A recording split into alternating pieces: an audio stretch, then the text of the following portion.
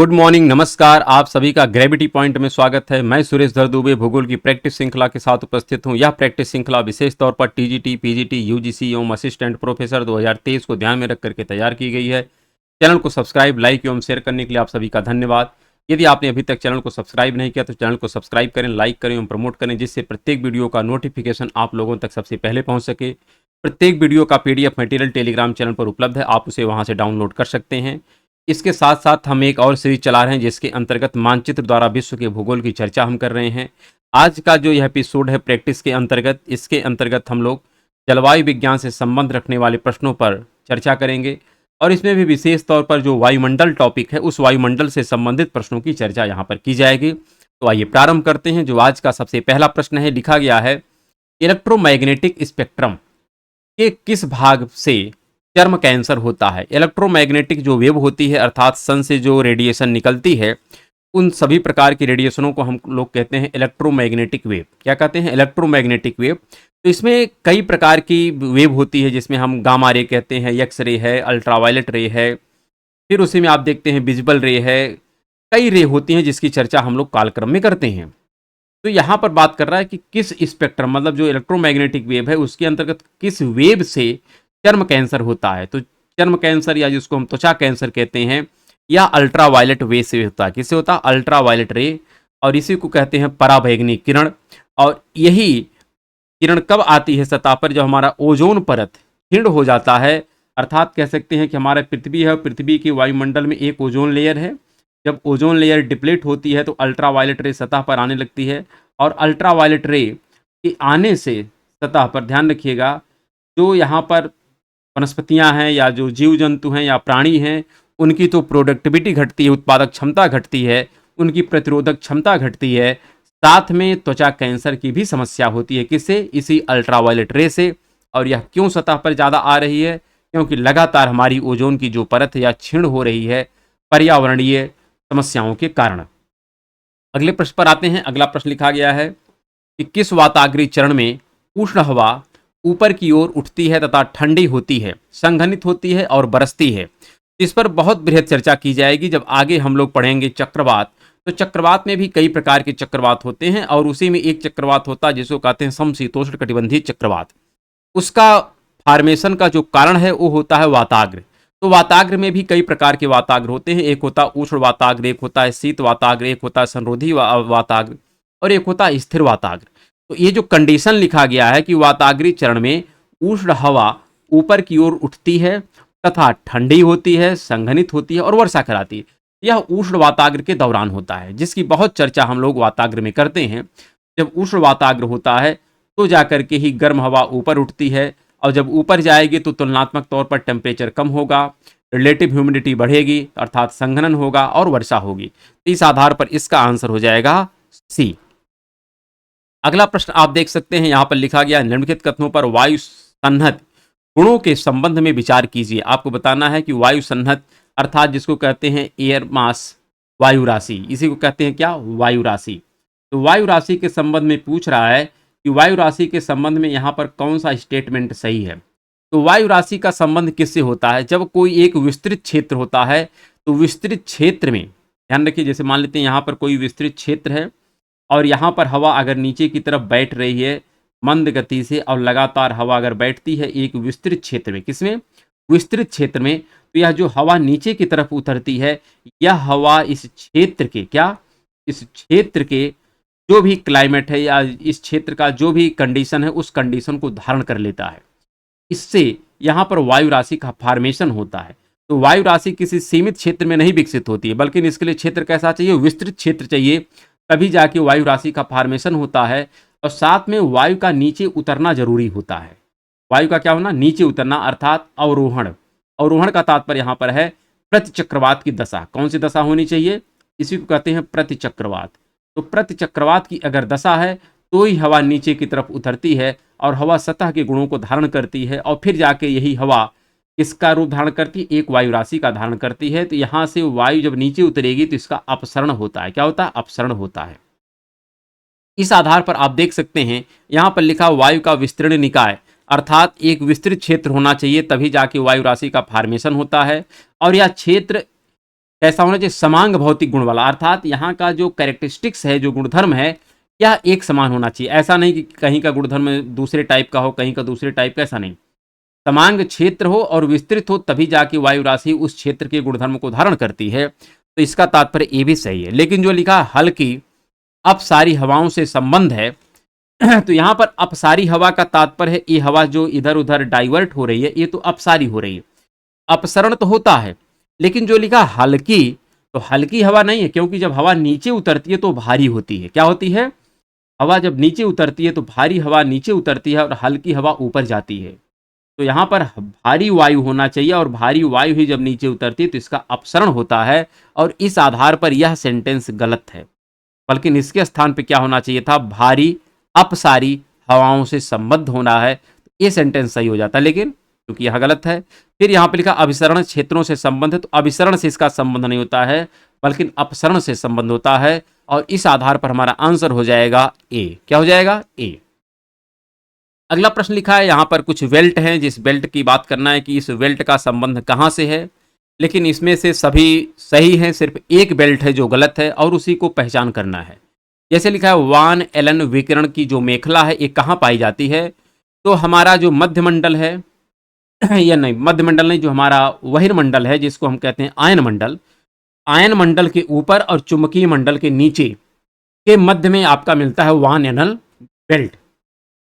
तो जो वान Allen belt होता है यह कहाँ मिलता है, तो बहिर्मंडल और चुंबकीय मंडल के मध्य में मिलता है। लेकिन जो एपलेटन परत होती है, एपलेटन परत आपको यफ मंडल में मिलती है। कहाँ मिलती है, यफ मंडल में। जब हम आयन मंडल की बात करते हैं तो आयन मंडल में पुनः कई भाग होते हैं, डी लेयर होती है, ई लेयर होती है, एफ लेयर होती है, जी लेयर होती है। तो उसी में हम बात करते हैं, जो एफ लेयर होती है उसी का नाम होता है एपलेटन परत। इसी प्रकार जो कैनली हैवीसाइड लेयर होती है ई लेयर होती है। कौन सी लेयर होती है, ई लेयर, ना कि डी लेयर। डी लेयर नहीं होती, बल्कि कौन सी होती है, ई लेयर होती है। इस आधार पर यह गलत है, क्योंकि डी नहीं बल्कि ई होना चाहिए। क्या होना चाहिए, ई होना चाहिए। और इसी प्रकार जो नीचे लिखा है कि मौसमी घटनाओं की छत ट्रोपोपाज होती है, तो जितनी भी मौसमी घटनाएं होती हैं सब क्षोभ मंडल में होती हैं, और क्षोभ मंडल को ही कहते हैं ट्रोपोस्फियर। और ट्रोपोस्फियर का जो लास्ट पॉइंट होता है जहां पर समताप मंडल की शुरुआत होती है उसे कहते हैं ट्रोपोपाज। तो इस आधार पर हम कह सकते हैं मौसमी घटनाओं की जो छत है जहां तक मौसमी घटनाएं संपन्न होती हैं वो होता है ट्रोपोपाज। तो ये भी सही है, केवल यहाँ पर सी वाला गलत है, क्योंकि जो कैनली हैवीसाइड लेयर होती है इसका संबंध ई लेयर से है, ना कि डी लेयर से है। अगला प्रश्न यहाँ पर लिखा गया है, पृथ्वी के वायुमंडल के ऊपरी भाग पर औसत सौर ऊर्जा की प्राप्ति की मात्रा जो है इसको बताना है कि कितना है, और यह किसमें निकाली जाती है, प्रति वर्ग सेंटीमीटर प्रति मिनट, क्या, प्रति वर्ग सेंटीमीटर प्रति मिनट, और कैलोरी में। तो ये जो एनर्जी है पृथ्वी का औसत जो कह सकते हैं, जिसको सौर स्थिरांक कहते हैं, सोलर कांस्टेंट कहते हैं, इसका मान कितना है, तो इसका मान है 1.94 कैलोरी प्रति वर्ग सेंटीमीटर प्रति मिनट होता है। लेकिन इसमें भी दो कंडीशन होती है, क्योंकि पृथ्वी जब सूर्य की परिक्रमा कराती है तो परिक्रमा करने के दौरान एक बार यह पृथ्वी के काफ़ी समीप आ जाती है, तो एक बार पृथ्वी सूर्य के समीप काफ़ी आ जाती है पृथ्वी, और एक बार सूर्य से काफ़ी दूर चली जाती है। और जब समीप आ जाती है तो उस कंडीशन में अगर हम बात करें तो आपको देखने को मिल सकता है कि यहाँ पर मान लेते हैं अगर हमारा ये हमारा आर्बिट है सन का, किसका आर्बिट, मान पृथ्वी का आर्बिट है, और बीच में कहीं पर अगर हम मान लेते हैं सन को रख देते हैं, किसको रख देते हैं, सन को रख देते हैं। सन यहाँ पर मान लेते हैं हम रख दिए, यहाँ पर सन हो गया। अब सन अगर यहाँ पर है और इसके चारों तरफ पृथ्वी अगर घूम रही है, ऐसे में आपको क्या मिलेगा, एक कंडीशन होगी कि जब पृथ्वी इसके काफ़ी करीब हो जाएगी, क्या हो जाएगी, काफ़ी करीब हो जाएगी। तो पृथ्वी जब इसके काफ़ी करीब हो जाएगी इसको कहते हैं उपसौर, और एक स्थिति होती है जब काफ़ी दूर हो जाती अपसौर। उपसौर और अपसौर की स्थिति होती है, तो जब नज़दीक होती है तो इस समय जो इसका सोलर कांस्टेंट होता है इसका मान बढ़ जाता है, इसका मान हो जाता है 2.01, और जब दूर हो जाती है तो इस समय इसका कैलोरी मान घट जाता है और हो जाता है 1.89। लेकिन औसत अगर हम देखें तो औसत जो मान होता है यह होता है 1.94। ये भी आपको ध्यान रखना है कि पृथ्वी सूर्य के चारों तरफ परिक्रमा करती है, लेकिन जिस पथ पर परिक्रमा करती है वह पथ आपका दीर्घवृत्ताकार होता है, और ऐसे में पृथ्वी एक बार सूर्य के काफ़ी करीब पहुंच जाती है तो एक बार काफ़ी दूर पहुंचती है, और जब करीब होती है तो उस समय सूर्य की ऊर्जा अधिक प्राप्त होती है, इसलिए उसका कैलोरी मान अधिक हो जाता है। सौर कांस्टेंट अधिक हो जाता है, और जब पृथ्वी सूर्य से काफ़ी दूर चली जाती है तो उसका सोलर कांस्टेंट सौर स्थिरांक कम हो जाता है। लेकिन औसत अगर देखा जाए तो सौर स्थिरांक हमारा कितना होता है, 1.94 कैलोरी प्रति वर्ग सेंटीमीटर प्रति मिनट होता है। चलिए अगले प्रश्न पर। अगला प्रश्न लिखा है, क्षोभ मंडल में वायु की गति का कारण है। क्षोभ मंडल में जो वायु की गति का कारण है ये क्या है, तो यह होती है संवहन धारा। क्योंकि एनर्जी के ट्रांसफर की कई विधियां हैं, जिसमें हम लोग बात करते हैं कि एक विधि होती है विकिरण मेथड, एक होता है चालन मेथड, एक होता है संवहन विधि और एक होता है अभिवहन विधि। तो खास करके एटमॉस्फेयर में जो एनर्जी का ट्रांसफर होता है वह संवहन विधि से होता है, और यह संवहन विधि में जो भूमिका निभाती है यह वायु ही होती है। तो इस आधार पर हम कह सकते हैं क्षोभ मंडल में जो वायु की गति का मुख्य कारण वो संवहन धाराएं ही हैं, और इसी आधार पर वायु में गति उत्पन्न होती है। अगले प्रश्न पर चलते हैं। अगला प्रश्न लिखा है, आयन मंडल की किस परत से रेडियो की लघु तरंगे परावर्तित होती हैं। तो वैसे जो रेडियो तरंगे होती हैं यह सभी आयन मंडल से ही वापस आती हैं, लेकिन वहां पर भी आपको ध्यान रखना है कि आयन मंडल में भी कई लेयर होता है। अगर हम बात करें आयन मंडल में, तो आयन मंडल में भी कई लेयर होता है। यहाँ पर हम डी लेयर की बात करते हैं, ई लेयर की बात करते हैं, एफ लेयर की बात करते हैं, जी लेयर की बात करते हैं, कई लेयर होता है। तो जो नीचे की लेयर होती है यहाँ से रेडियो वेव की तरंगे यहाँ से भी वापस आती हैं, यहाँ से भी वापस आती हैं। लेकिन डिफरेंस क्या है, नीचे से दीर्घ रेडियो तरंग वापस आती है, और जैसे जैसे ऊपर जाते हैं तो स्मॉल रेडियो तरंग वापस आती है। तो छोटी जो रेडियो तरंग वापस आती है यह कह सकते हैं जी लेयर से, ई लेयर से वापस आती है।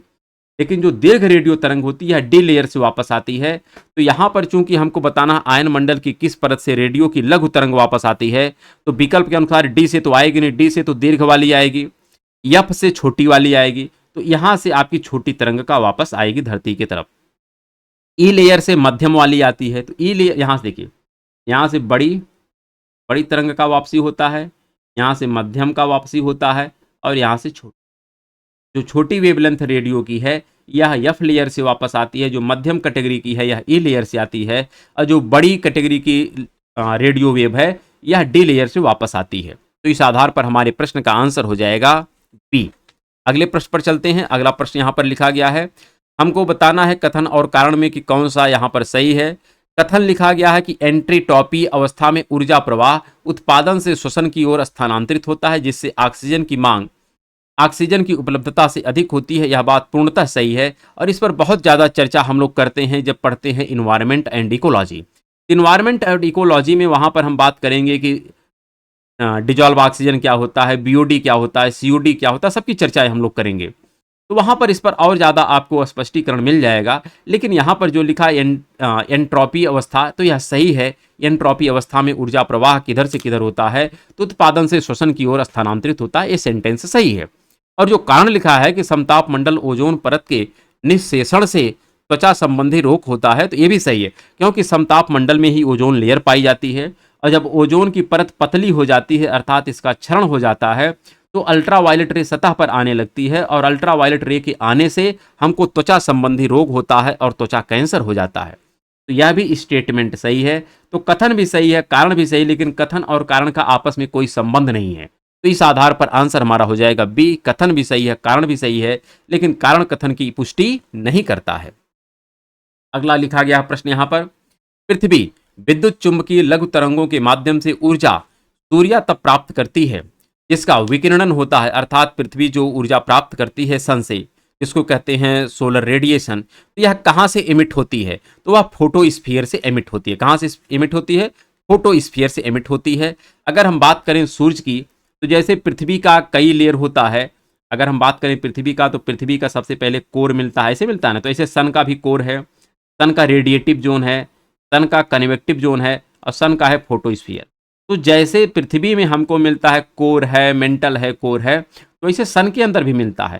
सन में भी कोर है, रेडिएटिव जोन है, कन्वेक्टिव जोन है, और फोटोस्फीयर है। क्या है, फोटोस्फीयर है। तो यही जो फोटोस्फीयर है यही सन का आउटर पार्ट है, और यहीं से रेडिएशन पूरे ब्रह्मांड में निकलती है। तो पूरे ब्रह्मांड में जो रेडिएशन निकलती है कहाँ से निकलती है, इसी फोटोस्फीयर से निकलती है। तो इस आधार पर हमारे पृथ्वी को भी यहीं से एनर्जी की प्राप्ति हो जाती है। आधार हमारा है ए, इसलिए आंसर हमारा हो जाएगा ए। अगले प्रश्न पर चलते हैं। अगला प्रश्न भी यहाँ पर काफी अच्छा है, लिखा है वायुमंडल की आर्द्रता नापी जाती है। अब हमको कुछ यूनिट का पता होना चाहिए, कुछ मात्रक के बारे में जानकारी होनी चाहिए कि किस मात्रक से कौन सा हम कैलकुलेशन करते हैं। लेकिन यहाँ पर जो वायुमंडल की आर्द्रता है इसका मेजरमेंट हम करते हैं हाइग्रोमीटर से। किससे करते हैं? हाइग्रोमीटर से। जबकि जो हाइड्रोमीटर लिखा है इसके माध्यम से हम मेजरमेंट करते हैं डेंसिटी का, जो घनत्व होता है जल का या किसी भी तरल पदार्थ का घनत्व जो हम मेजर करते हैं वह हाइड्रोमीटर से करते हैं। इसी प्रकार जो रोटामीटर होता है, रोटामीटर किसी फ्लूइड का अर्थात किसी तरल मटेरियल का जब किसी नली से प्रवाह होता है तो उसका मेजरमेंट करते हैं रोटामीटर से। इसी प्रकार रेडियोमीटर भी होता है जिसके माध्यम से हम रेडिएशन से संबंधित कुछ तथ्यों की जानकारी प्राप्त करते हैं। चलिए अगले प्रश्न पर अगला प्रश्न लिखा गया है, ऊंचाई के साथ वायुमंडल में निम्नलिखित परतों का सही क्रम क्या है? यहाँ पर बताना है कि जब आप पृथ्वी की सतह से वायुमंडल की तरफ ऊपर जाते हैं तो आपको विभिन्न प्रकार की परतों का फॉर्मेशन मिलता है और इन परतों के विषय में आपको जानकारी होनी चाहिए। अगर मान लेते हैं पृथ्वी की सतह है तो सबसे पहले आपको मिलता है क्षोभ मंडल, फिर मिलता है आपको समताप मंडल, फिर मिलता है आपको मध्य मंडल और इसके पश्चात आपको मिलता है जिसको कहते हैं आयन मंडल। और इसी को हम आयन मंडल को या इसी को ताप मंडल कहते हैं। ताप मंडल में भी दो पार्ट होता है, एक का नाम होता है आयन मंडल और एक का नाम होता है वायुमंडल। तो कह रहा है यहाँ पर जो आणविक मंडल है इसमें कौन कौन सा लेयर पाया जाता है। तो यहाँ तक का लेयर आपका हम मान के चलते हैं 80 किलोमीटर तक होता है। 80 किलोमीटर के जब ऊपर जाते हैं तो आपके आणविक मंडल की शुरुआत होती है। और आणविक मंडल में अगर हम बात करें कई मंडल आपको देखने को मिलता है और इसके विषय में बहुत ज़्यादा विशेष जानकारी आपको मार्शल निकोलेट देते हैं। कौन देते हैं? Martial Nicolet. मार्शल निकोलेट कहते हैं कि यहाँ तक का जो मंडल है ये है सममंडल। ये कैसा मंडल है? ये है सममंडल। इसके ऊपर का जो मंडल होता है इसको कहते हैं विषम मंडल। क्या कहते हैं? विषम मंडल। तो विषम मंडल की शुरुआत 80 किलोमीटर के पश्चात हो जाती है और जबकि धरातल से लेकर के 80 किलोमीटर तक का जो मंडल होता है इसको सममंडल कहते हैं। इसी में आपका ट्रोपोस्फीयर होता है, इसी में स्ट्रेटोस्फीयर होता है, इसी में मेसोस्फीयर होता है। इसके पश्चात जिसको हम लोग कहते हैं तापमंडल, इसी विषम मंडल को कहते हैं हम लोग तापमंडल और इसी में आपको कई प्रकार की लेयर पाई जाती है गैसों का। तो जो गैसों की लेयर है इसमें अगर आप क्रम से नीचे से ऊपर की तरफ जाएं आपको सबसे पहले जो लेयर मिलती है वह मिलती है नाइट्रोजन की लेयर और इसके पश्चात मिलती है ऑक्सीजन की लेयर, फिर मिलती है हीलियम की लेयर और सबसे लास्ट में मिलती है हाइड्रोजन की लेयर। और हाइड्रोजन की लेयर की जो लिमिट है ये 10,000 किलोमीटर तक पहुंचती है। कहाँ तक पहुंचती है? 10,000 किलोमीटर तक पहुंचती है। अगर हम नाइट्रोजन लेयर की बात करें तो यह करीब करीब 90 किलोमीटर से लेकर के 90 से लेकर के 200 किलोमीटर तक इसका विस्तार पाया जाता है। जबकि ऑक्सीजन लेयर का अगर बात करें तो यह 200 से लेकर के 1100 किलोमीटर तक की यह लेयर होती है और यह आपकी 1100 से लेकर के करीब करीब यहाँ पर 3500 किलोमीटर तक चलती है और यह जो है यह 3500 से लेकर के 10,000 किलोमीटर तक आपकी हाइड्रोजन लेयर होती। तो यहाँ पर जो लेयर की बात कर रहा है कि इनका आप ऊंचाई के क्रम में अरेंजमेंट करिए तो सबसे नीचे आपकी नाइट्रोजन लेयर होगी, उसके पश्चात आपका ऑक्सीजन लेयर होगा, फिर हीलियम लेयर होगा, फिर जाके आणविक हाइड्रोजन लेयर होगा। तो इस आधार पर आप कह सकते हैं 4231 तो यहाँ पर हमारा डी आंसर सही हो जाएगा। चलिए अगले प्रश्न पर। अगला प्रश्न भी काफी अच्छा लिखा गया है। ग्रीन हाउस प्रभाव का प्रथम बार विवरण किसने किया था? तो जोसेफ फोरियर महोदय ने दिया था। बाकी इस पर हम बहुत चर्चाएं करेंगे जब हम पर्यावरण के टॉपिक पर प्रश्न लेकर के आएंगे। अभी तो हमारा जो टॉपिक है मेन यहाँ पर कंसंट्रेशन हमारा है एटमॉस्फेयर और क्लाइमेटोलॉजी।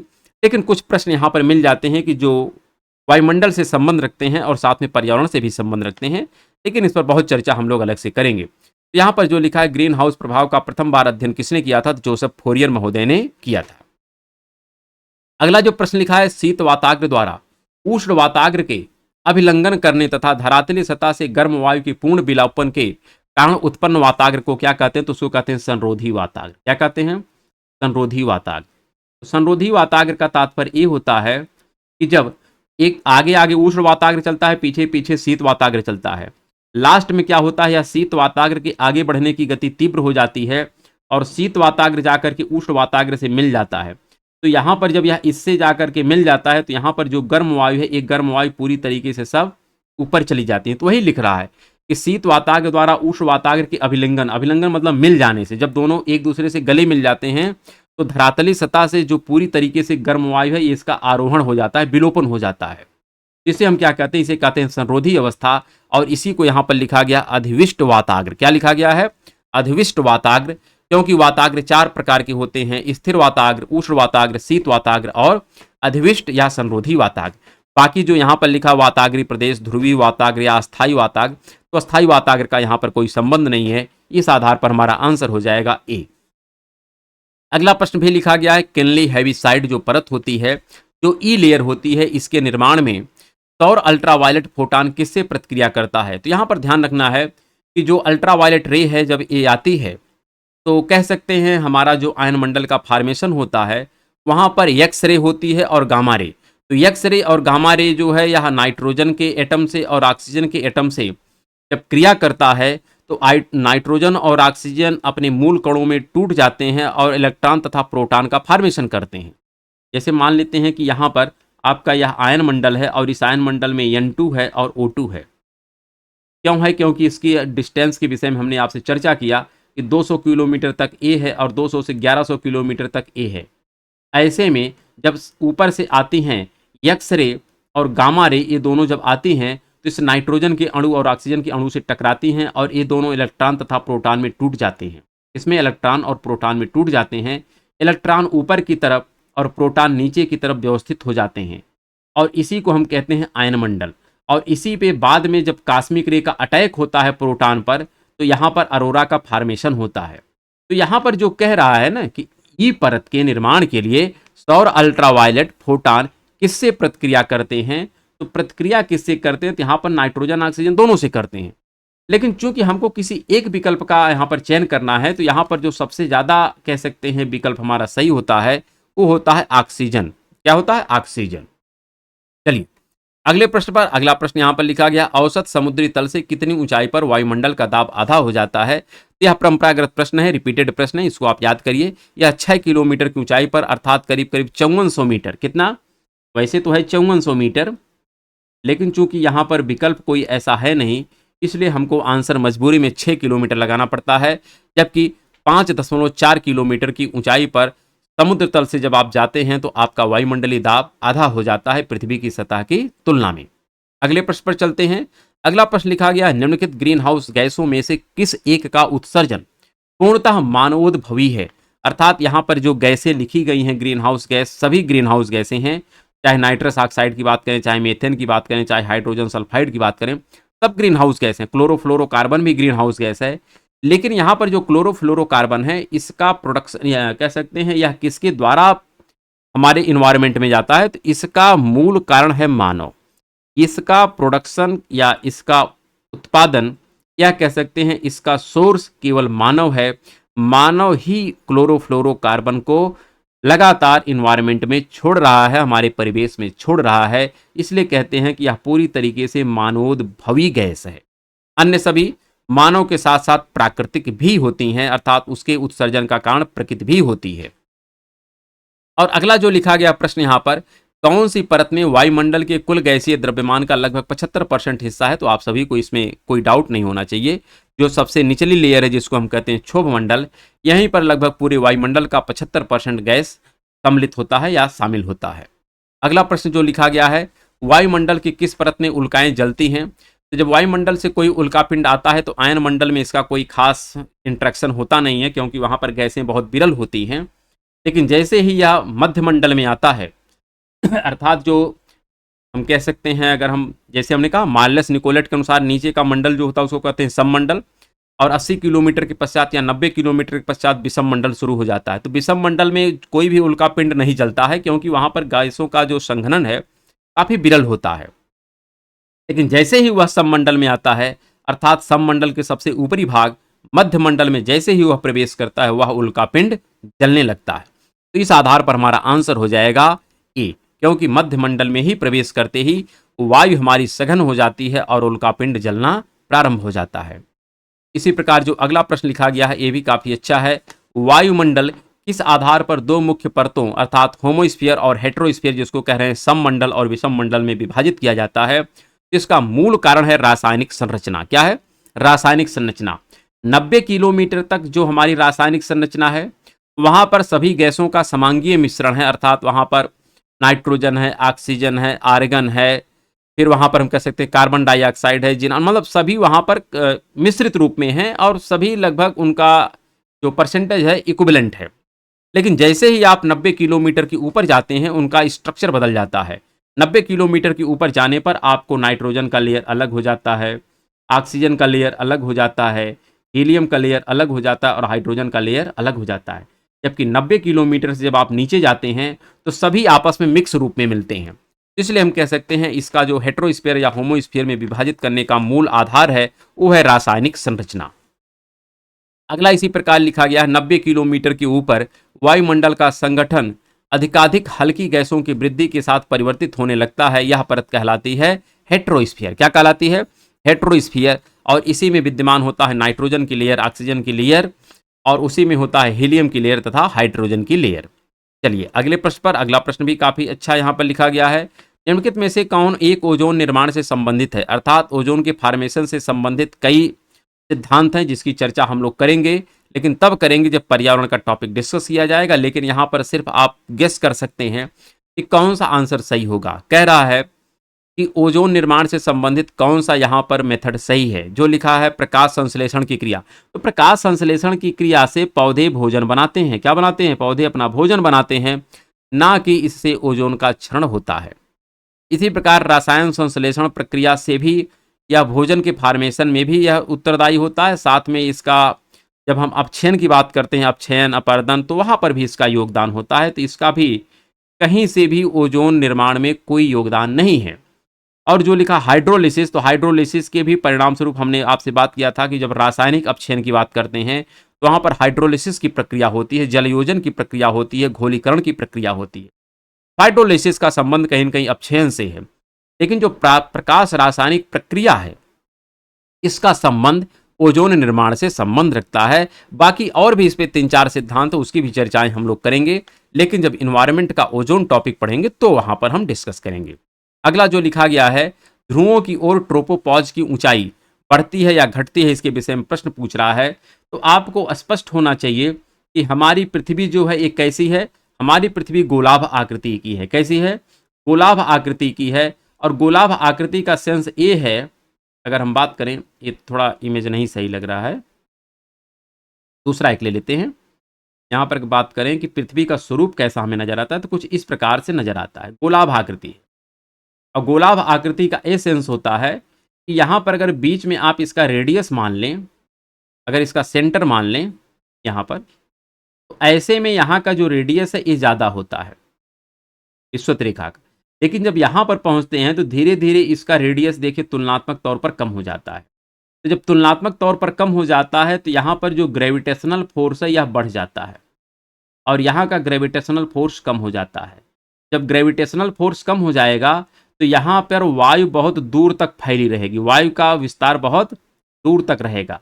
लेकिन जैसे जैसे पोल की तरफ आएगी वायु इसके नज़दीक आ जाएगी, अर्थात ट्रोपोपॉज इसके नज़दीक आ जाएगा, क्योंकि गुरुत्वाकर्षण बल उसे अपनी तरफ खींच लेता है।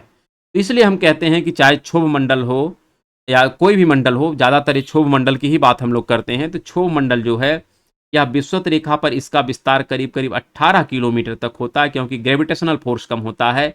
लेकिन जब यह ध्रुवों की तरफ आप चलते हैं तो यहाँ पर क्षोभ मंडल का विस्तार घट के करीब करीब आपका 8 से 9 किलोमीटर हो जाता है। ऐसा इसलिए होता है क्योंकि यहाँ का गुरुत्वाकर्षण बल अधिक होता है। इसलिए जो कह रहा है कि ध्रुवों की ओर ट्रोपोपॉज की ऊंचाई तो लगातार घटती है। क्या होती है? लगातार घटती है। इसी के साथ जो आज का एपिसोड था, जिसके अंतर्गत हमने कुछ प्रश्नों की चर्चा किए हैं, कल हम लोग पुनः एक नए एपिसोड में मिलते हैं। तब तक के लिए नमस्कार, धन्यवाद।